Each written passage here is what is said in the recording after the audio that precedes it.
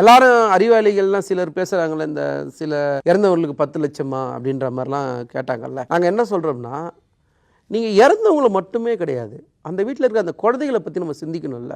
அந்த குழந்தைங்களோட எதிர்காலத்தை பற்றி யார் பார்க்குறது? அந்த குழந்தைங்களோட கல்வி செலவை அரசாங்கம் ஏற்றுக்குன்னு சொல்கிறாருல்ல.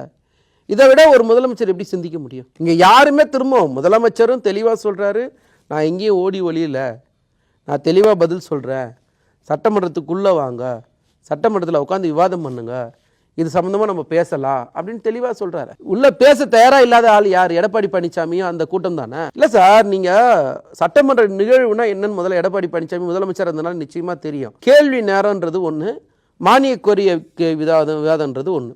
இந்த கேள்வி நேரத்தில்ன்றதுன்றது ஒட்டுமொத்த தமிழ்நாட்டில் இருக்கிற எல்லா வகையான பிரச்சனை, எல்லா துறை சார்ந்த ஒரு பிரச்சனையும் அந்த 1 மணி நேரத்தில் பேசுவாங்க. அந்த 1 மணி நேரம் முடிஞ்சதுக்கப்புறம் மானிய கோரிக்கை விவாதம் நடக்கும்.